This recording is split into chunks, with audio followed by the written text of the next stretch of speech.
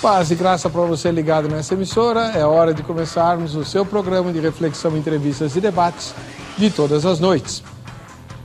E hoje é aquela noite em que nós fazemos o debate num formato um pouco diferente. Temos um tema, dois debatedores com posições bastante diferentes em relação ao tema, e eles vão se inquirir mutuamente. E você de casa terá a oportunidade então de conhecer todos os aspectos, todas as facetas dos dois lados da questão debatida e ao final do programa tirar suas próprias conclusões.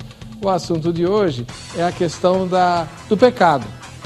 Nós todos somos pecadores, mas aqueles que conhecem a palavra de Deus e amam ao Senhor Jesus Cristo, obviamente odeiam o pecado. E, certamente, buscam a santificação para se livrarem do pecado. Não é? Ser de Jesus, seguir a Cristo, como diz a música que o missionário R.R. Soares gosta tanto, né? Significa imitar o seu estilo de vida. E Jesus não pecava. Jesus era absolutamente santo. Aliás, a palavra de Deus diz, desde o Antigo Testamento, sede santos porque eu sou santo, diz o Senhor.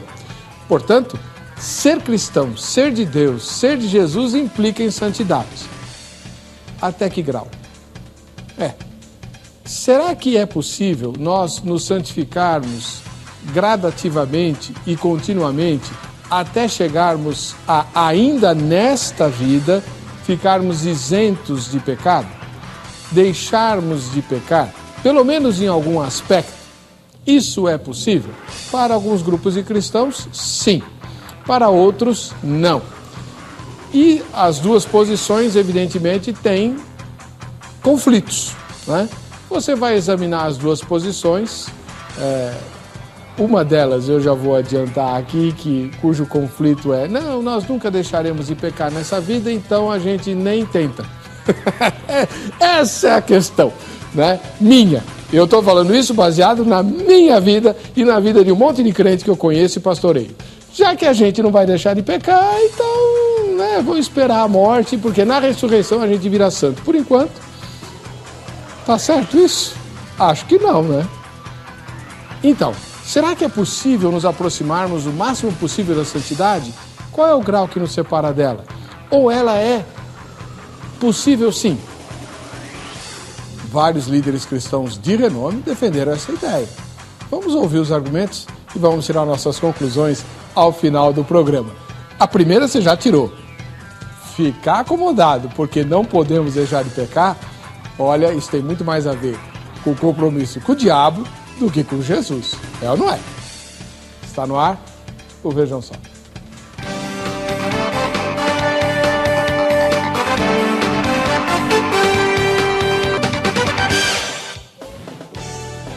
Olá, em nome da Academia Teológica da Graça de Deus Agrade, estamos iniciando mais essa edição do programa Vejam Só, convidando você a concorrer aos brindes que vamos sortear durante o programa e também ao final da semana. Para concorrer, basta entrar no site do programa, vejamsó.com.br, e votar na enquete. Só isso, mais nada, tá bom? Muito bem. Eu tenho absoluta certeza que você aí de casa está extremamente curioso ou curiosa para saber quem são os dois irmãos que vão discutir um assunto tão assim, né? Pois é, eu também. Fiquei contente de saber desses dois irmãos que aqui vieram. Você já os conhece de outros debates, são debatedores de renome, mas acima de tudo, são dois homens de Deus, pastores de igreja local. Isso é muito importante, porque teólogo até o diabo né? Pastor de igreja local que tem que se haver com os dramas das almas humanas, isso é crucial. Eles são pastores de igreja local, vão dar endereço para vocês, são teólogos, professores de teologia, e amam a palavra de Deus, eles creem na Bíblia Sagrada. Essa é outra diferença também, né? Então, com muita alegria, nós recebemos aqui o reverendo Nilson Fontinelli Piedade, ministro da Igreja Metodista Livre, professor de teologia e colaborador do Vejam Só. Seja bem-vindo, reverendo. Para a gente é um prazer, professor. Eu agradeço mais uma vez o convite, né? Um prazer a gente estar aqui compartilhando e colaborando com o pensamento acerca da palavra de Deus, né? O senhor apanha muito quando vem aqui? Falam nas mensagens. Então, alguns temas o pessoal exagera, mas é o pessoal tranquilo. Que exagera, o senhor não, né? Não. Mas é tranquilo. Eu acho legal porque o retorno, as pessoas que entra em contato, né, das mais diversas regiões. Eu lembro, nunca esqueço, teve um dos debates que eu cheguei a receber muitos e-mails do exterior. Eu cheguei a receber mais de 30 e-mails, assim, o pessoal contactando, né? Então é legal, é uma oportunidade bem interessante. Onde fica a igreja que o senhor pastoreia? Então a gente está na zona noroeste de São Paulo, mais região de Pirituba, né? Só que ainda próximo à Marginal, ali a Ponte do Pequeri. Fica na rua Santa Romana, 288. É a Igreja Metodista Livre de Vila Bonilha. Muito obrigado pela presença do irmão. Ok. Do outro lado, o que você também conhece, pastor Marcos Granconato, da Igreja Batista Redenção. Seja muito bem-vindo, pastor Marcos Granconato, paz e graça. Paz, é um prazer estar aqui, mais uma vez cooperando com o programa, uma honra poder participar de novo. O tema é polêmico, então a Ana se esmerou em trazer os dois mais polêmicos debatedores que já passaram pelo Vejam Só. Farei ao senhor a mesma pergunta que eu fiz ao reverendo Nilson e ao pastor Thomas, seu colega. Sim. O senhor apanha muito nas mensagens que recebe? Sim, quando o tema é mais caloroso, tem pessoas que escrevem coisas muito mal educadas. O pastor Thomas chegou a comentar, o senhor é o filho do diabo e xinga. Sim. Com palavrão. Então quem xingou não é? É interessante ver isso aí, as pessoas atacam e elas se contradizem no próprio ataque, dizendo, vocês não são de Deus, onde já se viu e tudo mais, vocês não creem no poder do Espírito Santo e coisa do tipo assim, especialmente quando o tema são a soberania de Deus, o calvinismo, ou questões da teologia pentecostal, que é a grande maioria no Brasil, e nós não somos pentecostais, e nós debatemos acerca disso. Então aí os ânimos se acendem e as pessoas vêm para cima com bastante violência. A gente está acostumado já, né? Então, tudo bem, né? Onde fica a igreja que o senhor pastoreia? A nossa igreja fica na Avenida General Ataliba Leonel, 3780, na Parada Inglesa. Então é bem facinho de chegar, tem estação do metrô lá pertinho, a estação Parada Inglesa, estação Tucuruvi. E bastante gente que assiste o programa vai lá, de vez em quando, visitar a gente. Chega lá... Mas não xingar o senhor? Não. Quem vai lá, vai porque quer conhecer e tudo mais, a gente é amiga, né?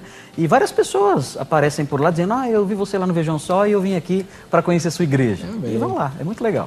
Divergir é ótimo, né? Até entre o grupo de discípulos de Jesus e dos apóstolos havia divergência. Isso não é problema. O problema é quando você desrespeita, né? Aí não dá. Vamos assistir a matéria que apresenta o tema de hoje. Vejam só. Quem nunca ouviu a frase errar uma vez é perdoável? Errar 2 vezes é humano? Errar 3 vezes é burrice? E persistir no erro é compartilhar com a imoralidade. Será que errar o alvo é praticar algum pecado? Errar 2 ou 3 vezes mostra-nos que a pessoa tem que aprender antes de superar o problema. Adquirir experiência, conversar com os outros e se analisar. Mas até que ponto isso é válido? Aprender com os próprios erros é muito romântico. Mas aprender com os erros dos outros é ser mais inteligente. Quando se falha em alcançar a finalidade para a qual se foi criado, em algum momento será cobrado o porquê do acontecimento. E sabemos que o pecado afetou a todos que vivem desde o início dos tempos. É ele que separa o homem do Pai Celestial. O pecado faz a humanidade precisar do perdão. Sem perdão, não há vida eterna, não há graça e não há justiça. A teoria da evolução considera que os animais não pecam. Eles vivem segundo sua natureza e não experimentam nenhum sentido de culpa por seu comportamento. É certo que o homem tem sua natureza física, porém, essa parte inferior de seu ser foi a criação de Deus. E é plano de Deus que esteja sujeito a uma inteligência divinamente iluminada. O pecado é o resultado de uma escolha livre, porém má do homem. Do pecado vem o sentimento de culpa, que na dose certa ela demarca os limites do que podemos ou não fazer, dos nossos valores, daquilo que consideramos ético e justo. A culpa deve ser transformada em percepção do outro. em formas de ver melhor o outro. Se pecar é errar, e o homem não é um ser perfeito, será que é possível deixar de pecar? Ou mesmo viver sem pecar? É disso que vamos falar hoje no programa Vejam Só.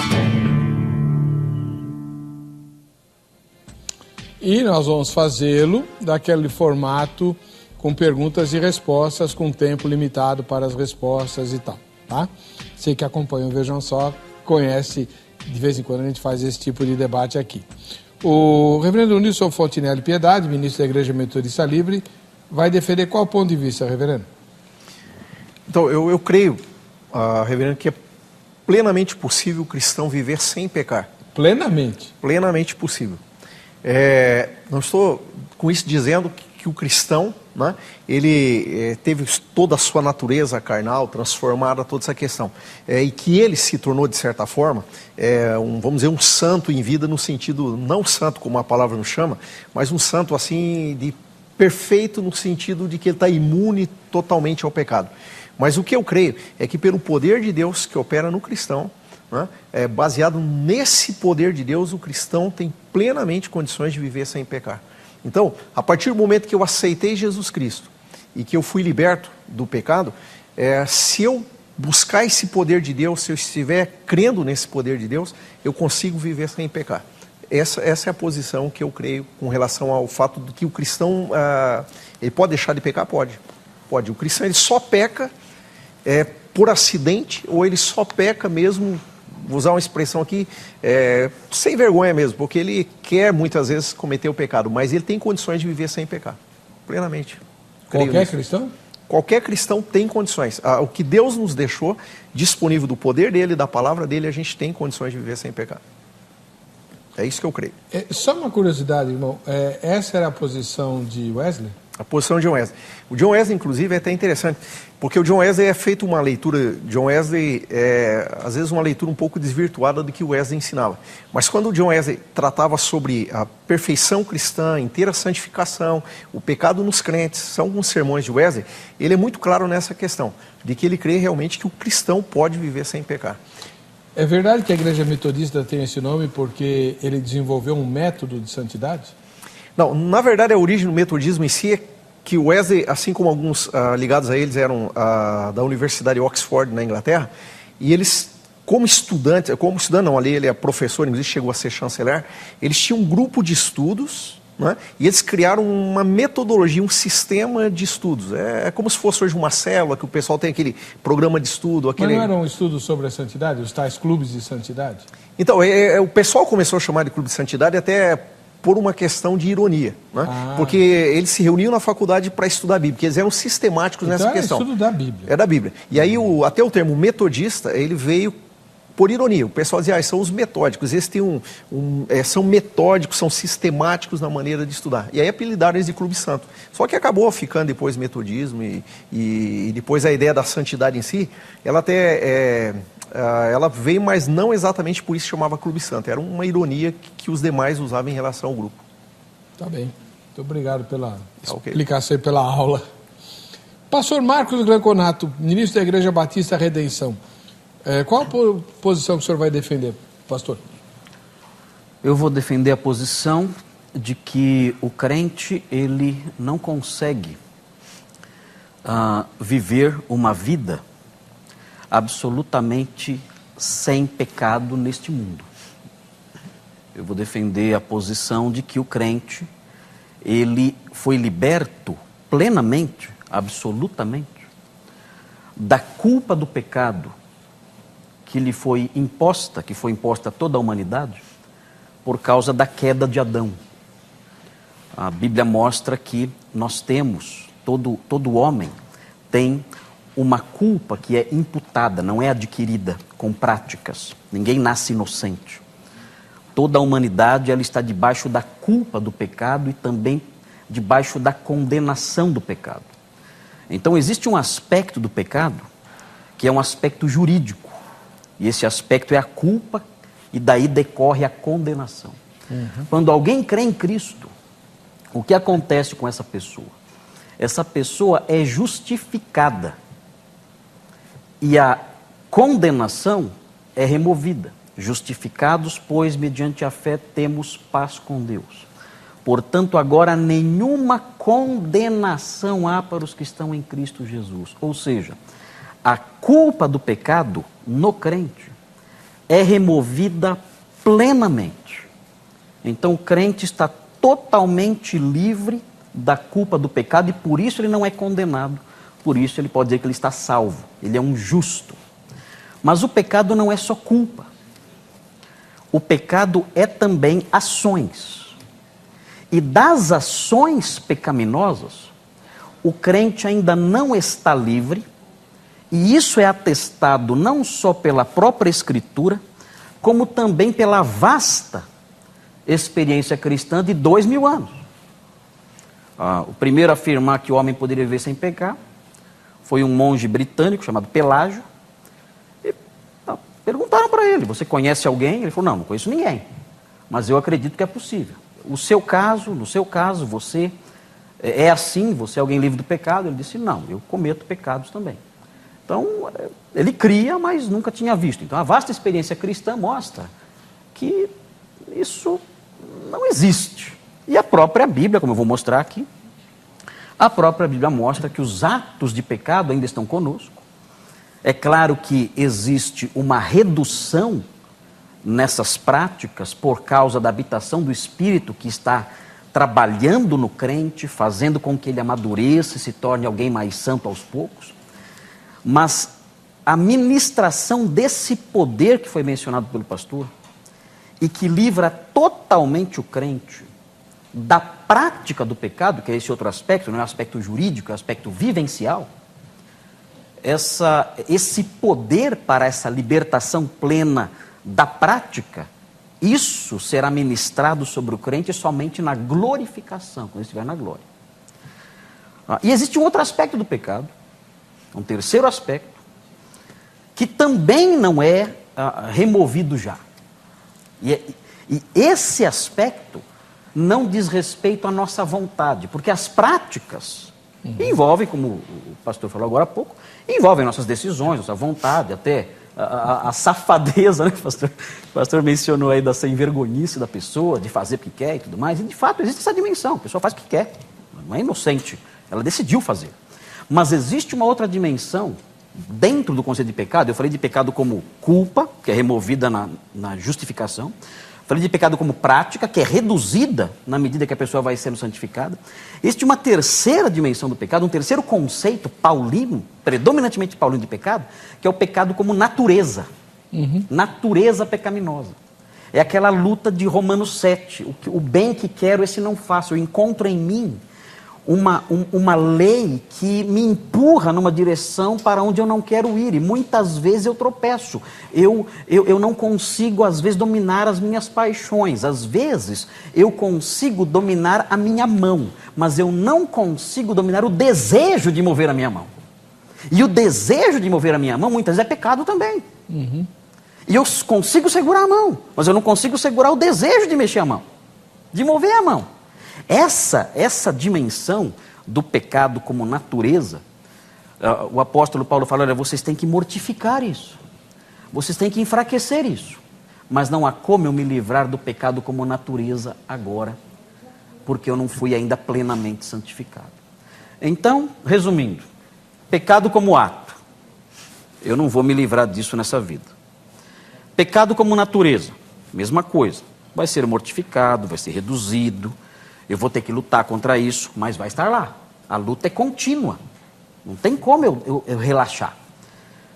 Pecado como culpa. Este sim. Este é removido plenamente. Então, a gente vai falar sobre esse assunto, realçando o aspecto prático, né, vivencial. Se o homem pode não praticar. E eu vou defender que ele pode, com todo respeito aí, pastor, discordando da sua opinião. Sem problema algum. Assim a gente tem o debate, né? E você aí de casa, vamos lá.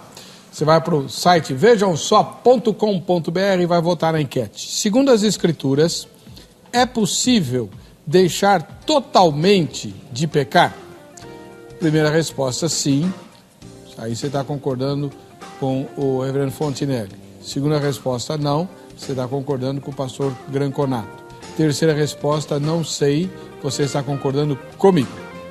Então você escolhe, tá bom? Votou na enquete, você pode ganhar o kit da Agrade, que hoje é este livro, creia, são 99, se não me engano, 99 mensagens escritas por pastores brasileiros de renome, cada um escreveu algumas mensagens, baseadas todas elas numa palavra de Jesus, num versículo de Jesus lá, né? Esses irmãos escreveram 99 mensagens, e esse livro aqui, ó, foi dado para todos os militares brasileiros que foram e têm ido para o Haiti, e tem sido o sustento espiritual desses irmãos que estão lá, ou desses soldados brasileiros que estão no Haiti, numa experiência, né, tenebrosésima. Muitos ficaram morrendo de medo ao serem destacados por causa do voodoo, né? Então, esse livro tem sustentado essas pessoas e tem levado muitos a Jesus, tá? Vou mandar esse livro para você de presente, e também a camiseta da Academia Teológica da Graça de Deus, essa que você está vendo aí, onde você vai ficar muito elegante, bonito ou bonita, né? Estiloso ou estilosa. E mais bonito vai ficar se você, homem ou mulher, tornar-se aluno ou aluna da Agrade. Tem uma filial perto da sua casa, no Brasil inteiro tem mais 600, com o curso bíblico, está presente em todas as unidades da Agrade, e também vários outros cursos, capelania, evangelismo, curso para obreiro, curso de escatologia, curso de análise bíblica, libras, música.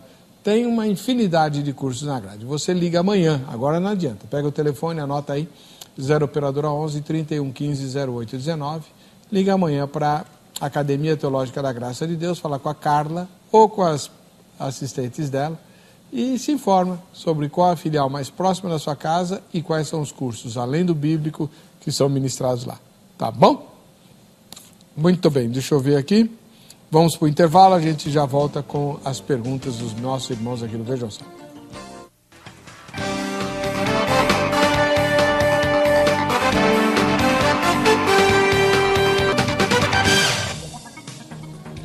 Muito bem, estamos hoje com o programa Vejam Só no formato de debate, com perguntas e respostas dos debatedores. E conosco está o reverendo Nilson Fontinelli Piedade, da Igreja Metodista Livre, que vai defender a ideia de que é possível viver nessa vida sem pecar, né? Obviamente com a graça de Deus e tal.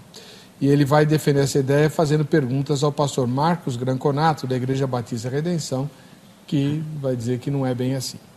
Então, reverendo Nilson Fontinelli Piedade, o senhor pode começar fazendo a sua primeira pergunta. Ok. Minha pergunta, primeiro, toma por base o texto de Gálatas, capítulo 5, pastor Marcos.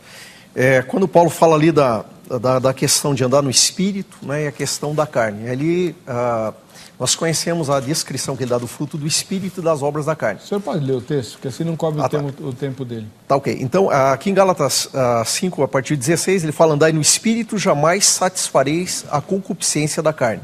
Porque a carne milita contra o Espírito contra a carne, porque são opostos entre si, para que não façais o que porventura seja do vosso querer.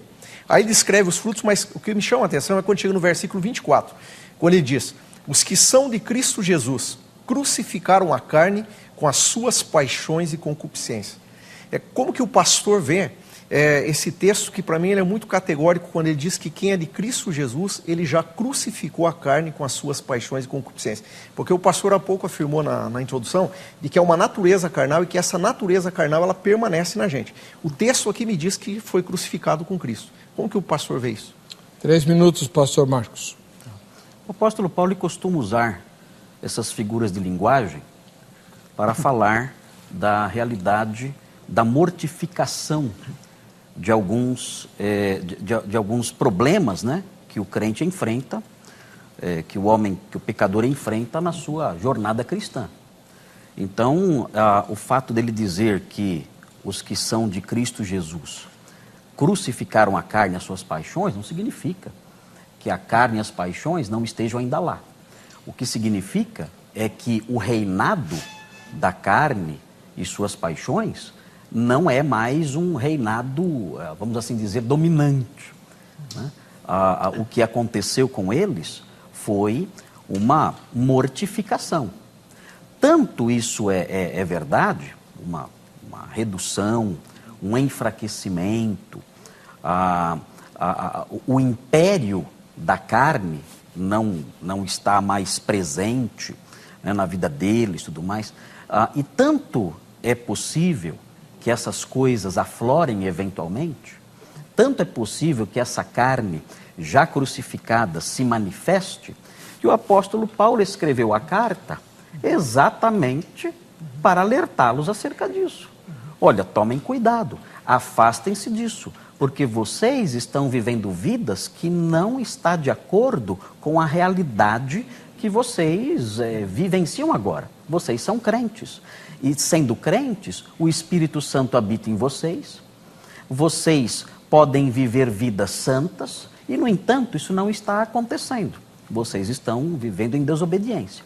Então, o apóstolo Paulo, ele usa essas figuras de linguagem, eventualmente, ele usa também a figura de despojar-se, né, que é uma figura militar, que tem também por propósito mostrar que há um enfraquecimento das obras da carne na vida do crente, mas não significa anulação completa. Até porque o Novo Testamento, as cartas de Paulo,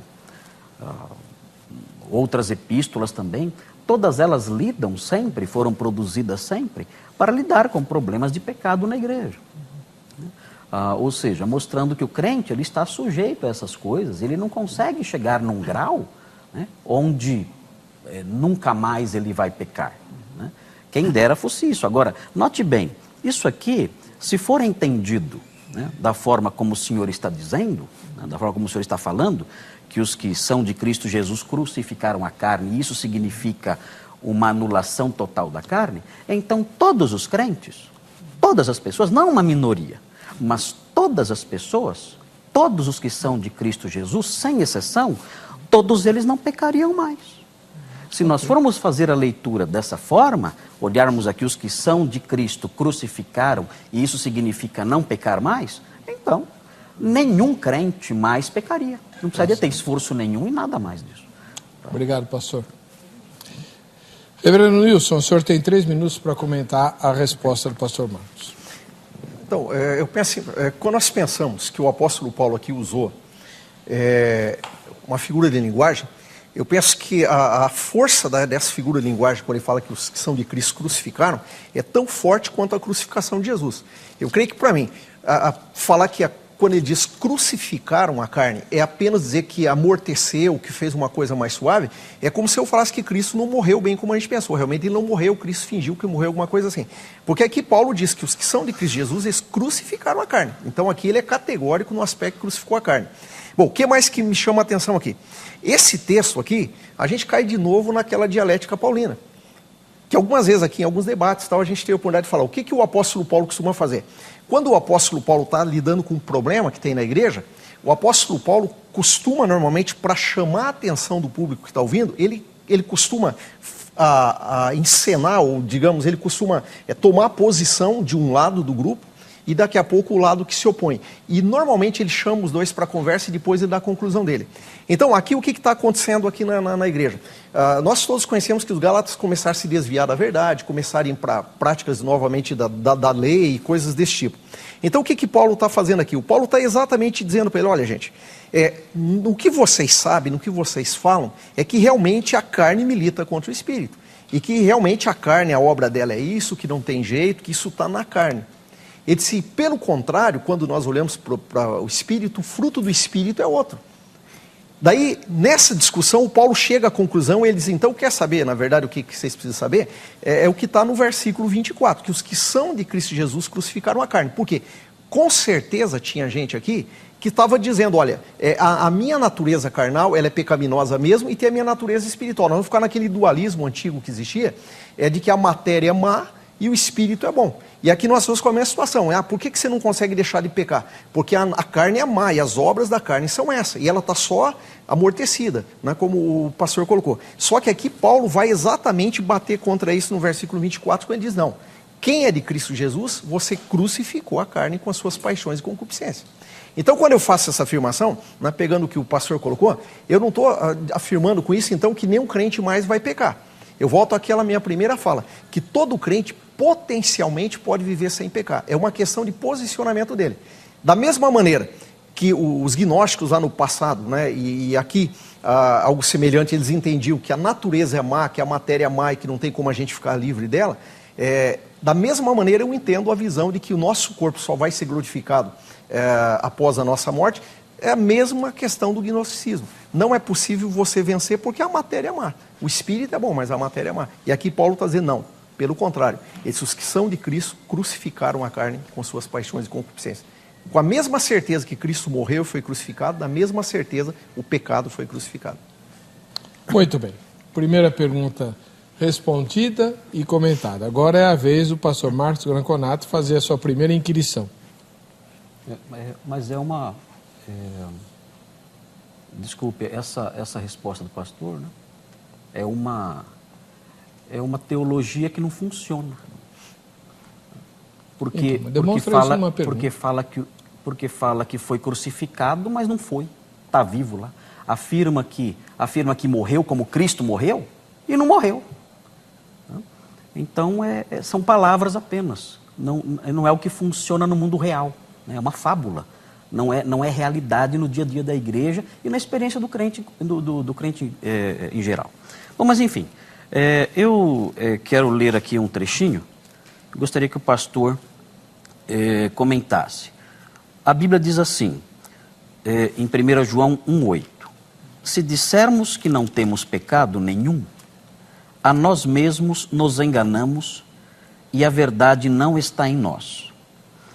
É possível algum crente chegar num nível de santidade em que ele possa dizer, olha, João, esse versículo aqui não se aplica a mim, porque eu posso sim dizer que não tenho pecado nenhum. Então, esse versículo aqui se tornou para mim obsoleto e eu posso falar com toda tranquilidade, eu não tenho pecado nenhum, e eu não estou me enganando e a verdade está em mim. Então esse versículo, para minha realidade, desculpe João, não se aplica. É possível um crente chegar nesse ponto? Essa é a minha pergunta. Okay. 3 minutos, reverendo.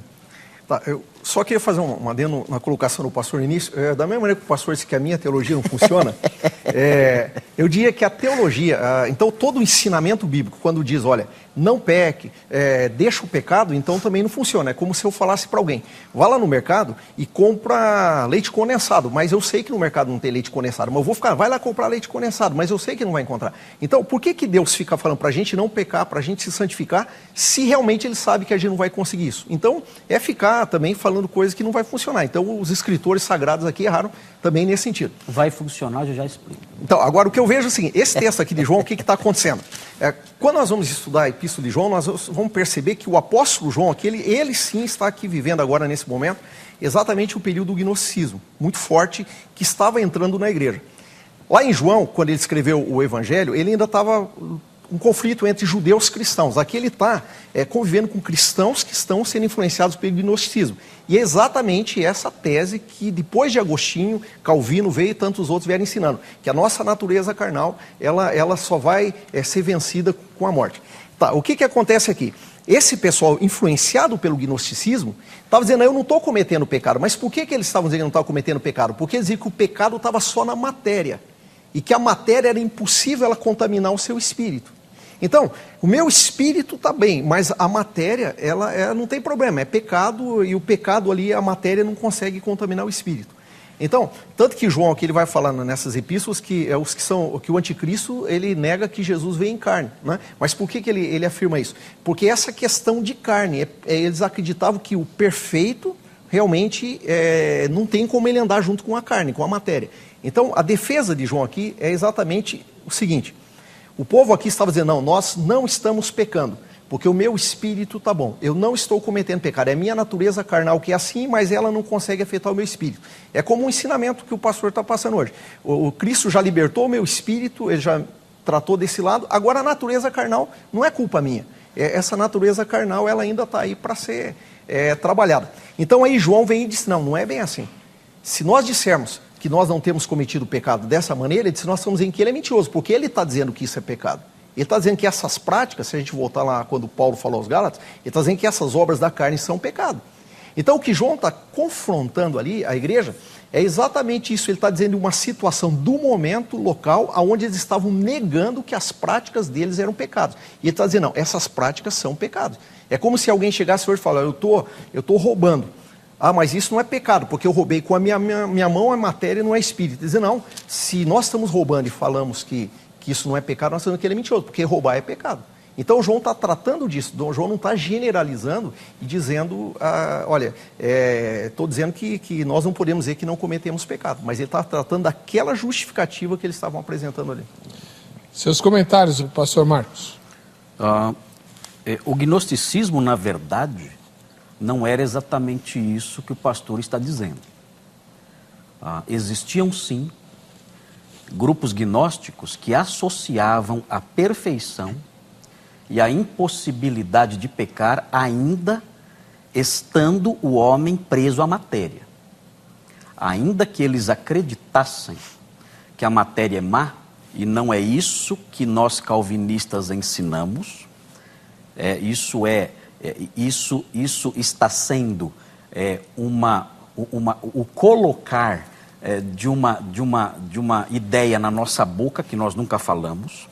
Nós nunca dissemos que o ser humano, a corporeidade humana é essencialmente má. Não, Deus criou o homem e tudo que ele fez é bom. Não dizemos isso, isso nunca foi dito, jamais diríamos isso. Mas o gnosticismo dizia sim, em algumas das suas vertentes, que existiam os homens que eram os pneumáticos. E esses homens pneumáticos, ainda que presos à matéria, eles eram capazes de viver sem pecar. E eles diziam, olha, nós podemos fazer qualquer coisa e nada nos corrompe, porque nós já atingimos a perfeição. Então, o perfeccionismo é, a rigor, inicialmente, uma concepção gnóstica. É o oposto. Está sendo dito aí que a minha posição reformada é a posição gnóstica. É o contrário. O gnosticismo, os gnósticos foram os primeiros perfeccionistas que existiram. Depois deles vieram os liberais e depois deles os pentecostais, em algumas vertentes. Mas o gnosticismo apresentavam-se como pessoas perfeitas, né, e dizendo que não podiam pecar. Bom, enfim, isso que o pastor disse agora, isso complica um pouco na hermenêutica do texto, porque se o que ele tem como alvo, nesse versículo 8, é o problema de movimentos que estavam formando, não havia gnosticismo propriamente na época, que havia um movimento gnóstico em formação. O gnosticismo mais amadurecido aparece no século II. Século I nós temos um proto-gnosticismo, um gnosticismo embrionário. Né? É uma mescla de outras coisas. Mesmo na Galácia não havia um gnosticismo, não era nem o problema na Galácia o gnosticismo, não era o problema lá, não dá para associar tão fortemente o gnosticismo no texto de Gálatas como o pastor fez na outra resposta. Mas, 1 João 1,8 diz que se dissermos que não temos pecado nenhum, a nós mesmos nos enganamos e a verdade não está em nós. Se eu associar isso ao problema gnóstico, então o versículo 9 perde para mim também a força dentro da igreja, que diz, se confessarmos os nossos pecados, Ele é fiel e justo para nos perdoar os pecados e nos purificar de toda injustiça. Então isso aí também perde a validade para o problema dentro da igreja. E prossegue o texto, se dissermos, aí volta de novo, ou seja, a questão da existência do pecado emoldura o versículo 9 e o versículo 10 dizendo, se dissermos que não temos cometido pecado, fazemo-lo mentiroso e a sua palavra não está em nós. Então, o apóstolo João, ele está tratando de um problema aqui que envolvia a igreja, dizendo, olha, nós pecamos sim, e a solução para o pecado não é a visão gnóstica, se tornar perfeito dentro da visão gnóstica ou protognóstica, não é se enganar dizendo, não, eu não pequei, eu não fiz nada, a solução é se arrepender. Você quer se livrar do pecado, não é através da busca de uma perfeição ilusória. Você quer se livrar do pecado, a solução é a confissão de pecados. É assim que se livra, não é através de um crescimento ou de um desenvolvimento que eu sonho alcançar um grau de perfeição que nunca será atingido. É a confissão que livra do pecado e não o amadurecimento espiritual. Bom, Reverendo Nilson, o senhor vai, se precisar usar em alguma resposta ou comentário, o senhor terá 1 minuto a mais, já que o teu oponente aqui estourou. Tá? Falei muito. Já marquei aqui. Sua segunda pergunta, Reverendo Nilson Fontinelli Piedade.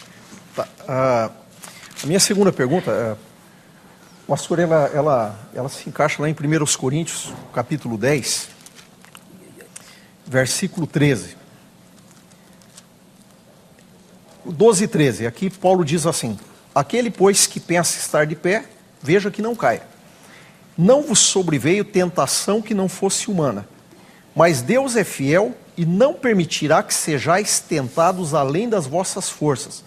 Pelo contrário, juntamente com a tentação vos proverá livramento, de sorte que a possais suportar. A minha pergunta é o seguinte, se o pecado não tem como a gente viver sem pecar, então por que Deus falou aqui que Ele é fiel e que no momento da tentação Ele me dá plena condição de eu vencer essa tentação? É o que o texto está dizendo. Como que você vê isso? 3 minutos, pastor Marcos. Não, eu vejo isso como um versículo que mostra que nós não podemos lançar sobre os ombros de Deus os nossos fracassos. Né? Nós não podemos chegar e dizer assim, olha, Senhor, eu pequei, mas também cá entre nós, né? A culpa não é totalmente minha. A culpa é do Senhor que fez com que a tentação viesse sobre mim aí de um jeito que eu não poderia suportar. Né? Então, o propósito desse versículo é esse, é mostrar, olha, vocês não podem lançar a culpa dos erros de vocês, dos desvios de vocês, a soberania de Deus, é o modo como Deus administra a história. Né? A culpa de vocês está no fato de vocês fazerem o que fazem por falta de responsabilidade, por falta de maturidade, por falta de seriedade na vida cristã, coisas que são próprias do crente no seu desenvolvimento espiritual. Né? Agora, atribuir a Deus a culpa, dizer, olha, eu caí porque a tentação foi grande demais e não deu para suportar, isso seria um subterfúgio, uma forma covarde de enfrentar o problema. O problema está na pessoa, não no modo como Deus administra aí a tentação na nossa história. Existem formas diferentes de tentação. Né? Existem tentações que têm origens externas. E essas tentações de origem externa, que são essas tentações que são mencionadas aqui, que nos sobrevêm, coisas que nos cercam e nos convidam e nos chamam, né? O texto diz, olha, o Senhor, Ele não permitirá que essas tentações, elas levem vocês e obriguem vocês a pecar. Né? Agora, existem tentações que Tiago menciona que são de origem interna. Essas tentações, elas estão lá. E muitas vezes nós não conseguimos nos livrar delas. Elas estão no coração da gente. Né? Elas continuamente nos convidam em certas direções. E o crente, muitas vezes na sua jornada, ele se surpreende tropeçando, caindo. É por isso que nós precisamos de um advogado. Se nós chegássemos ao ponto em que essas tentações nunca tivessem efeito nenhum sobre nós e nós pudéssemos com todo o vigor vencê-las, essas tentações que são geradas dentro de nós, como fala Tiago menciona isso, né? O coração humano, e Jesus também menciona isso, o coração humano produzindo, sendo uma fonte contínua dessas coisas. Se nós pudéssemos chegar num estágio em que nós estivéssemos livres de cairmos em face dessas coisas, nós não precisaríamos mais de um advogado junto ao Pai. Não haveria mais necessidade disso. Não pecaríamos mais. Ok. Reverendo Nilson, seus comentários. Eu vou, com todo respeito, pastor, mas eu vejo o seguinte, né? A sua colocação, para mim, ela não me convenceu a questão do texto. Porque o texto ele é categórico quando ele diz que não há tentação que não seja humana, ou seja, a nível que você possa suportar. Então, quer dizer, é possível que um ser humano cristão hoje ele possa suportar a tentação. E aqui ainda o texto é categórico. Ele busca a fidelidade de Deus e diz: Deus é fiel e não permitirá que sejais tentados além das vossas forças. Mas, Senhor, a minha natureza carnal é mais forte do que eu. O que está dentro de mim é mais forte, me leva a pecar. Espera aí, mas o texto aqui diz: Deus é fiel, Ele não vai deixar acontecer algo que seja maior do que você. Então, para mim esse texto aqui ele é categórico. Que realmente Deus aqui diz que não vai permitir tentação que seja além do que eu possa suportar. Seja o meu interior, seja o meu exterior, o texto é categórico. Então, como que eu vejo essa questão toda que me chama a atenção? Essa questão do pecado, né? Quando eu olho, aí eu vou usar a questão de John Wesley, né? Já que nós mencionamos o Wesley no começo, a visão de John Wesley. O John Wesley eu acho que abordou muito bem e nos levou a entender bem essa questão. O John Wesley ele trabalha com a questão de que a partir do momento que Cristo me libertou, eu fui libertado não só da culpa, do pecado, mas também do domínio do pecado, que está lá em Romanos, quando ele fala que o pecado não terá domínio sobre vós. Então eu fui livrado também do domínio do pecado. Então, até usei uma vez uma expressão aqui, é como se fosse uma fábrica que produz determinado tipo de produto. Aí chega uma hora que Cristo vem e encerra a fábrica, ele fecha a fábrica. Só que ainda tem produto no mercado, só que esse produto vai ser recolhido no mercado. Então o que acontece? O pecado, Cristo me deu liberdade, me livrou do pecado. A Bíblia diz que ele me libertou, que em Cristo eu fui liberto do império das trevas e da morte. Então ele me libertou do pecado, ele encerrou o pecado em mim. Mas e aí? E esses pecados que os crentes cometem por aí? É o produto que ainda ficou. Mas esse produto eu tenho condição de eliminar ele do mercado, agora eu tenho. Por quê? Aí vem uma questão que se trata dentro do movimento wesleyano. A minha carne ela tem o que se chama pecado inerente, não é mais o pecado. Ou seja, a minha carne se habituou a pecar, e pelo fato dela ter se habituado a pecar, ela precisa ser disciplinada agora. E essa disciplina eu tenho condições de aplicar, que é o que o texto está dizendo agora. A tentação que vem, Deus é fiel e você tem como dominar. Então o que me chama a atenção aí? Eu vou usar de novo um exemplo, pastor. Eu acho que num dos debates aqui eu usei, mas eu acho que fica claro para quem está ouvindo entender o que eu estou falando sobre o Wesley. Eu tive 2 anos crise de vesícula. E eu senti a dor logo após o almoço e era terrível aquilo. Depois de 2 anos eu fiz uma cirurgia, eu tirei a vesícula. Só que eu fiquei por 1 mês sentindo a dor na vesícula.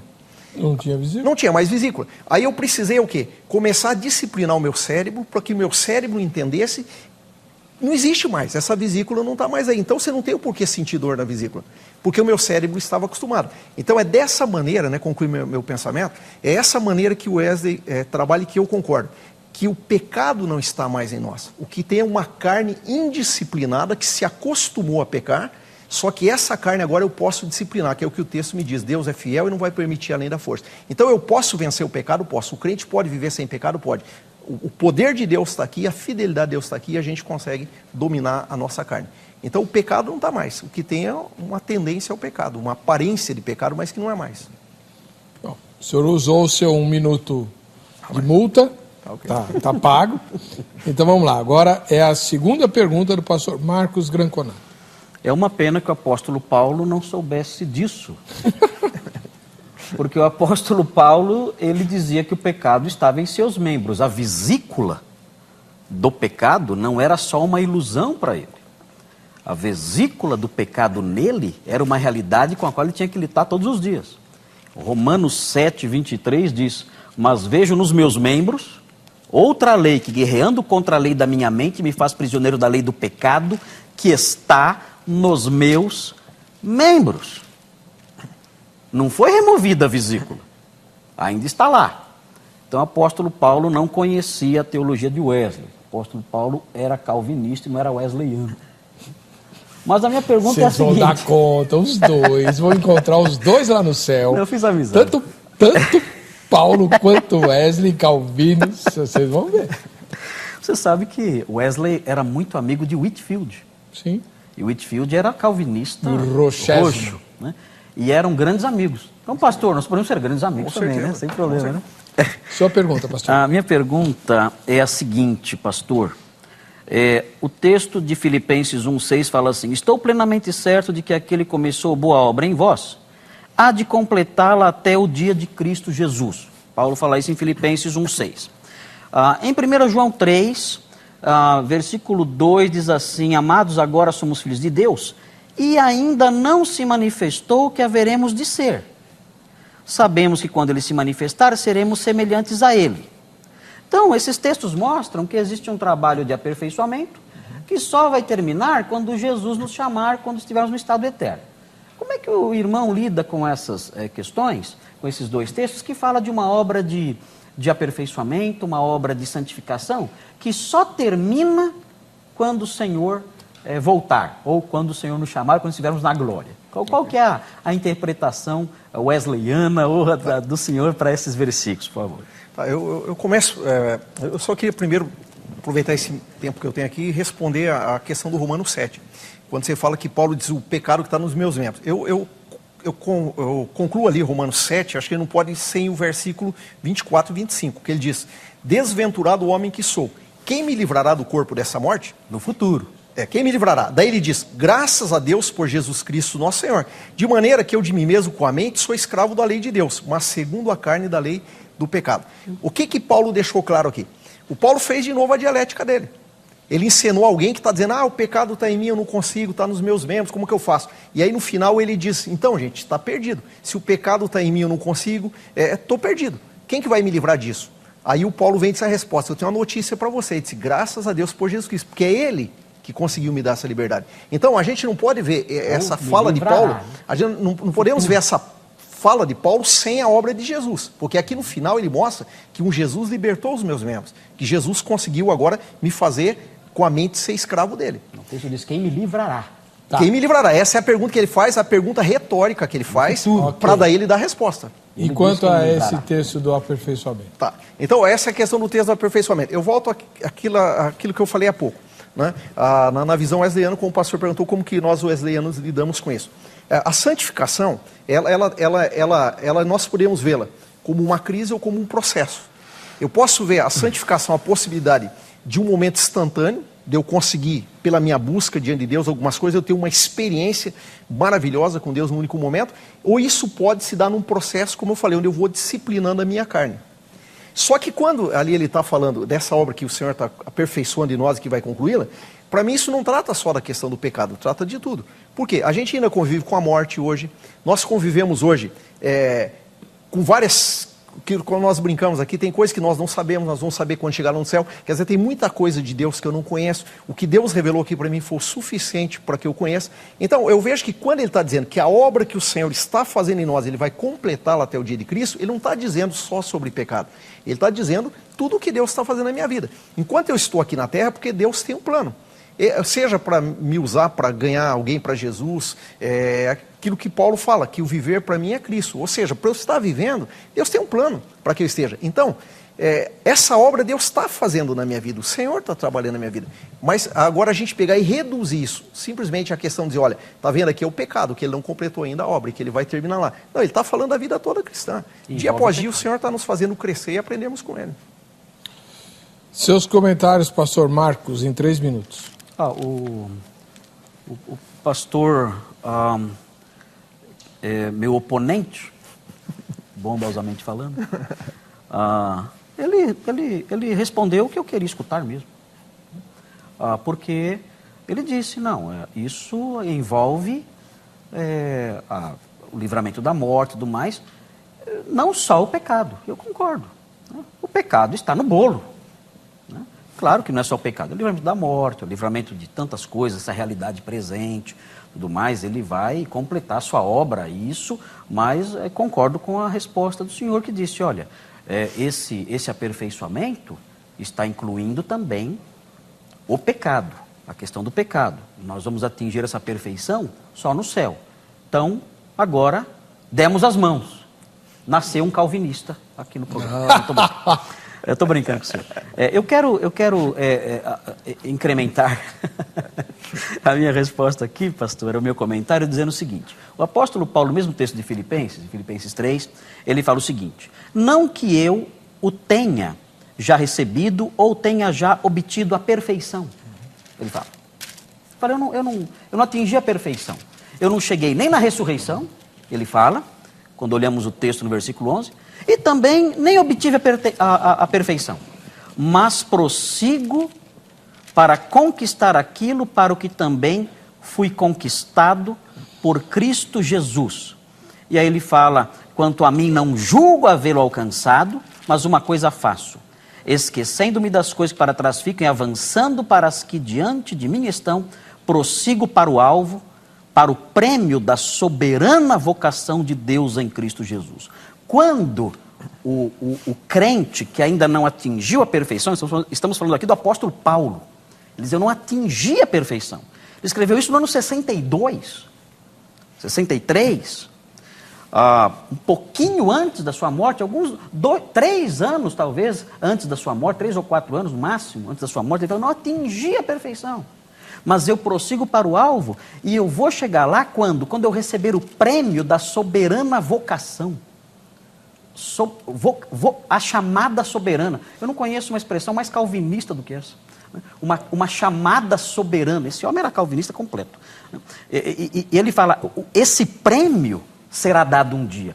O prêmio desse chamado soberano. Deus chama quem quer e ele me chamou conforme quis e tem um prêmio para mim. Eu não atingi a perfeição ainda, mas quando eu chegar lá e receber esse prêmio, eu vou atingir isso. Eu prossigo nessa direção, eu caminho, eu trabalho, eu me esforço, eu me dedico até o dia em que eu vou receber esse prêmio, que vai coroar esses esforços todos, e então sim eu atingirei a perfeição.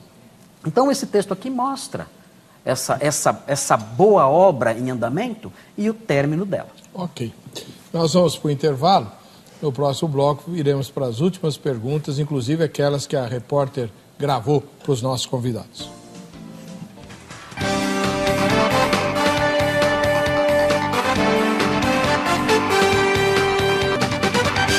As perguntas. Voltando com o programa Vejam Só, correndo para não perder tempo, vamos lá. Reverendo Nilson Fontinelli Piedade vai fazer a última pergunta dele para o pastor Marcos. Pastor, a minha pergunta é o seguinte, quando a palavra de Deus fala que nós temos que alcançar a estatura da varonilidade de Cristo, você crê que isso só vai se dar na eternidade? Ou que isso está me incentivando a buscar isso hoje aqui na Terra? A alcançar a estatura da varonilidade de Cristo. Ele é a minha meta. Obrigado. 3 minutos. minutos. Eu vou, assim... Obrigado, pastor, pela pergunta. Pastor, o alvo do cristão sempre tem que ser Cristo. Ele assim como um atleta que estabelece uma meta e não consegue atingi-la, assim é o cristão. Mas o fato de ter uma meta tão elevada faz com que aquele atleta se esforce mais e mais e mais. Então, o atleta nunca pode dizer, olha, eu não vou alcançar mesmo, então eu vou desistir. Por quê? Porque o nosso treinador, o nosso técnico, não nos deu essa liberdade.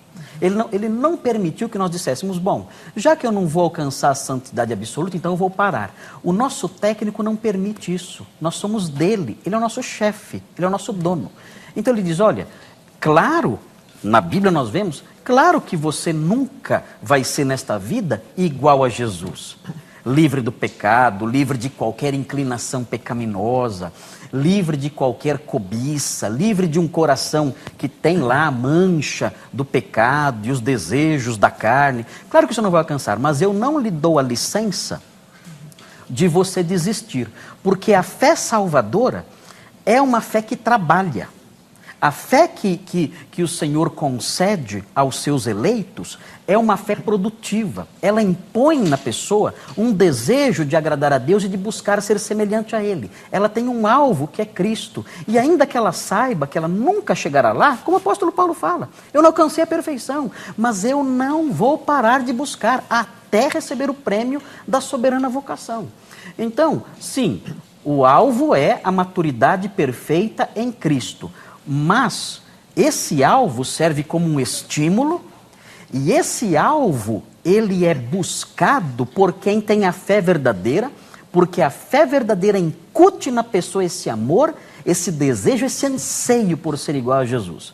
Mas esse alvo não será atingido aqui. Esse alvo será atingido somente na eternidade. Essa é a minha resposta. À luz de Filipenses 3, conforme eu disse há pouco, de Paulo dizendo que aguarda o prêmio da soberana vocação. Seus comentários, reverendo.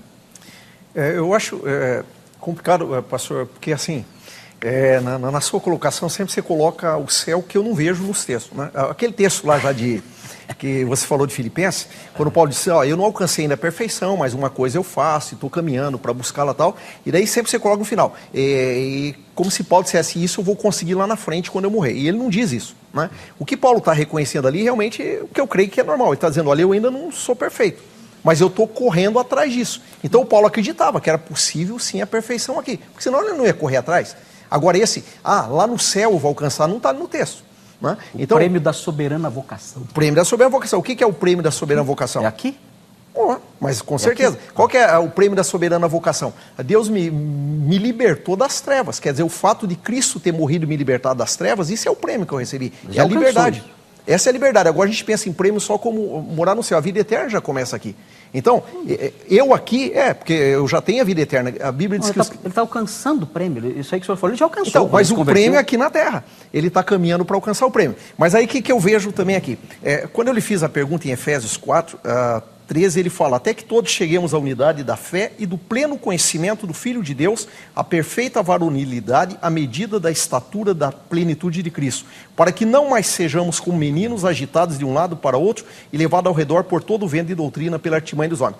Bom, se eu entender, na sua resposta, que essa estatura de Cristo, a perfeita varonilidade de Cristo, que Paulo incentiva a gente a buscar, que Deus está incentivando através de Paulo, é algo só para a eternidade.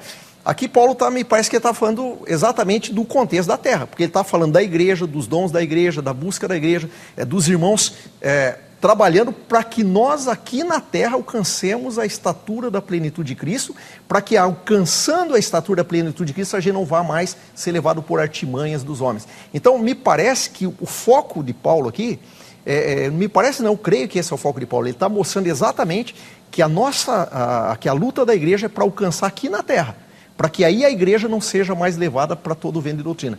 Então é possível alcançar a imagem de Cristo, a varonilidade de Cristo, a estatura da plenitude de Cristo, aqui o texto me mostra claramente que é possível.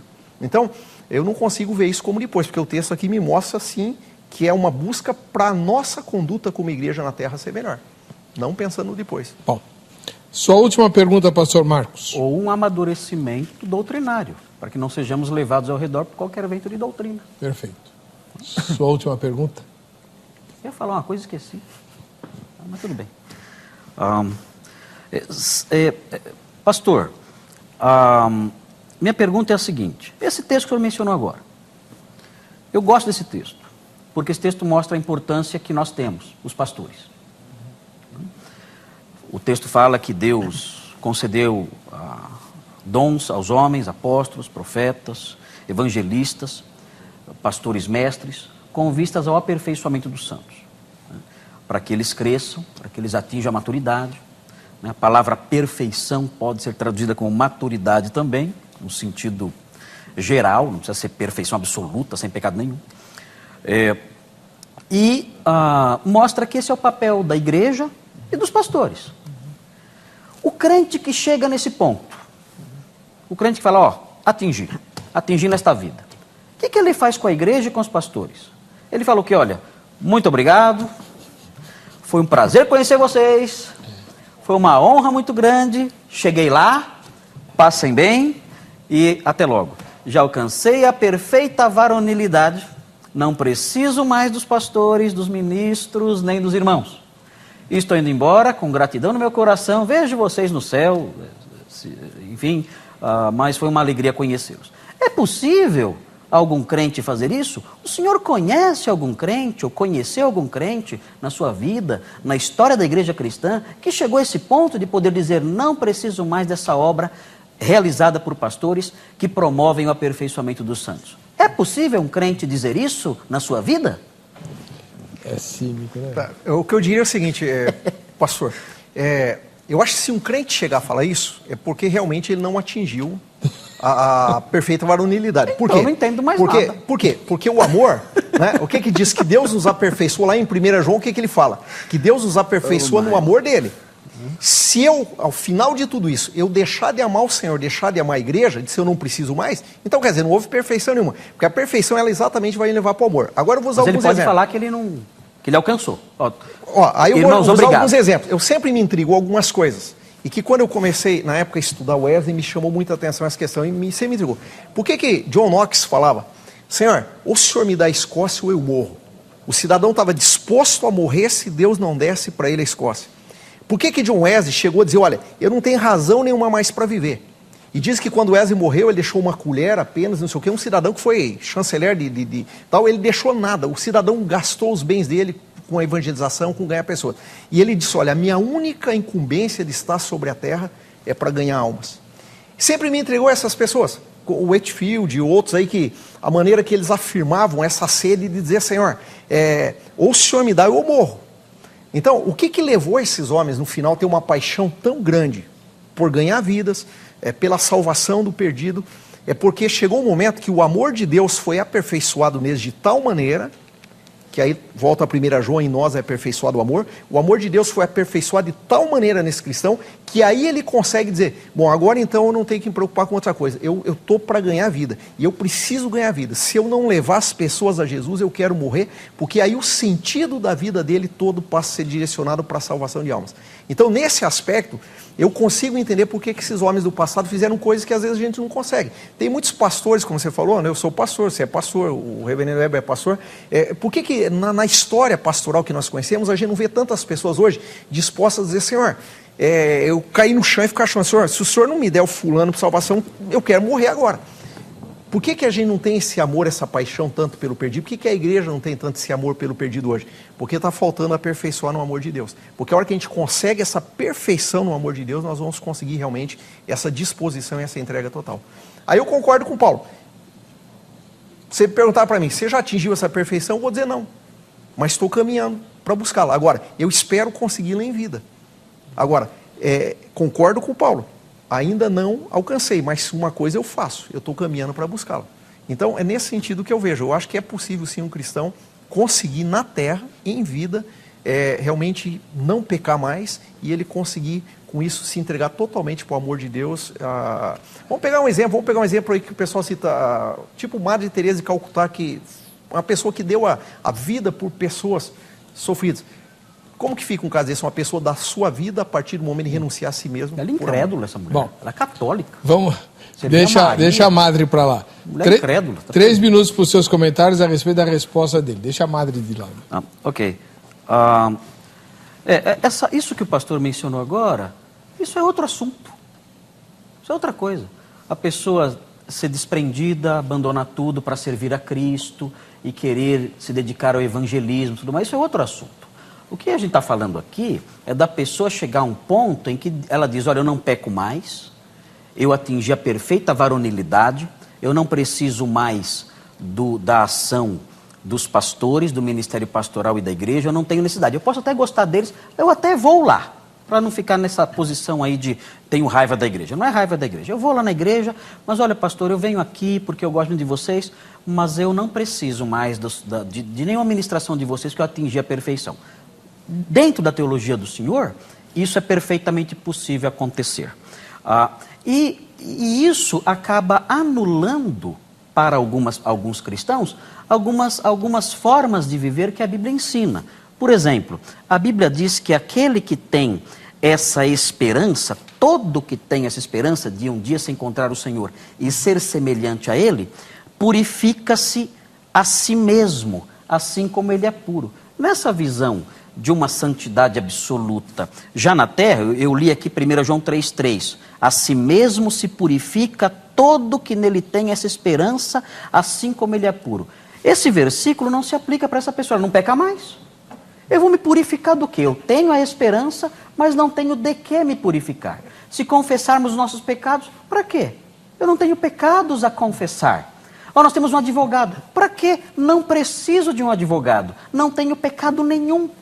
Então, essa realidade, essa concepção teológica é uma concepção que lança fora uma série de textos bíblicos que compõem o dia a dia do cristão.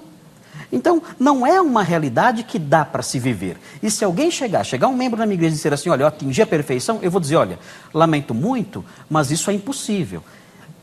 Essa mesma resposta, a visão wesleyana não pode dar. Vai dizer, bom, se ele disse que atingiu, quem sou eu? Eu teria que conviver com ele, eu não posso conviver, então tá bom. Então você não precisa mais confessar seus pecados, você não precisa nem vir à igreja se não quiser. Enfim, você atingiu um auge aí que ninguém jamais atingiu. Eu tenho certeza que o senhor nunca conheceu ninguém assim. Na história da igreja nunca existiu ninguém assim, nem o apóstolo Paulo foi assim. Ou seja, essa figura do crente que não peca, do crente que chegou à perfeição, é um ideal, sem problema. Mas é um ideal mítico, é um ideal fabuloso, é uma fábula. Nós falamos dele, conversamos sobre ele, mas ele não existe.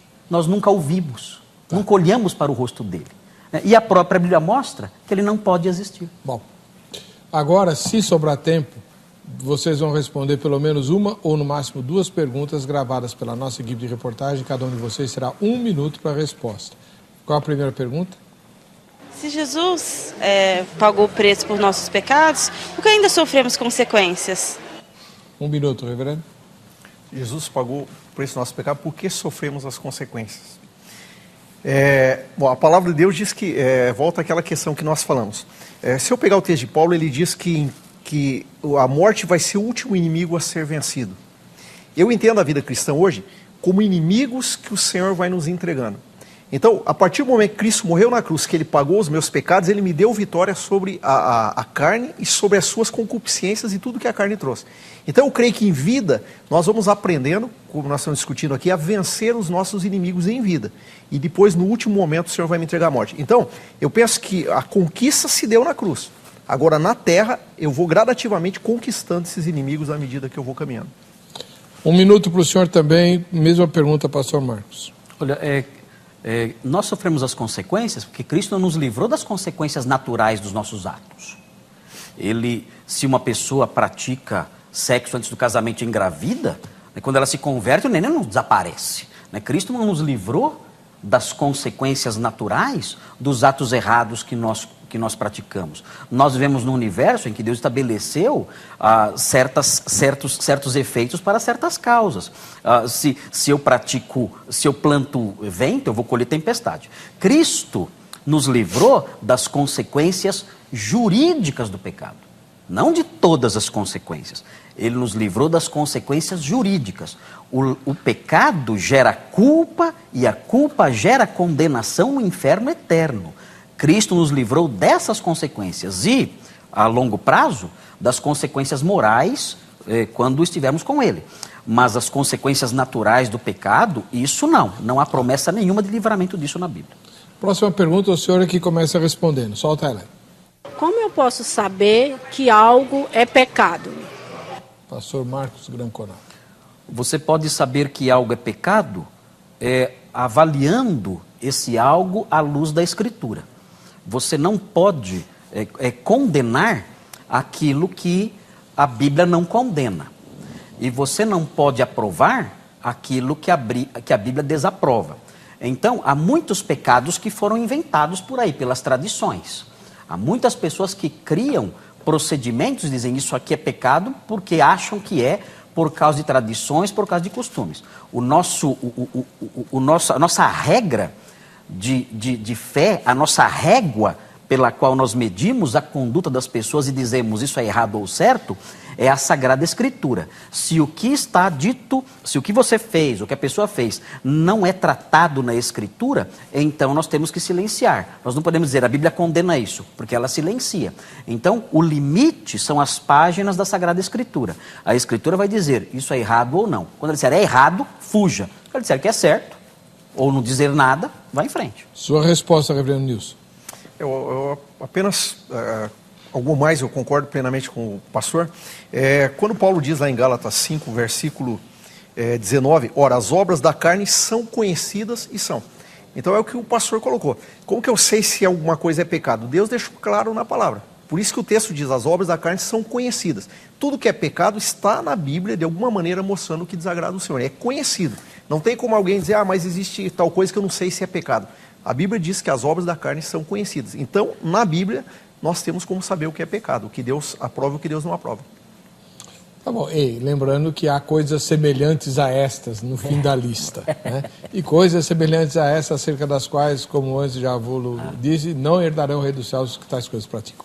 Muito bem, queria agradecer ao reverendo Nilson Fontinelli Piedade, da Igreja Metodista Livre, e o pastor Marcos Granconato, da Igreja Batista Redenção, por terem estado aqui, e eles continuam à disposição de vocês pelo site vejamsó.com.br. Na aba convidados você tem o e-mail deles para mandar perguntas, tirar dúvidas, fazer convites, enfim, eles estão à sua disposição, só não vale xingar.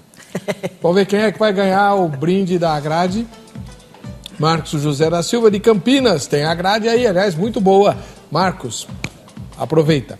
Para você que fica com a gente, que fica com essa emissora, a paz e a graça de Jesus, nós nos encontraremos no próximo Vejam Só.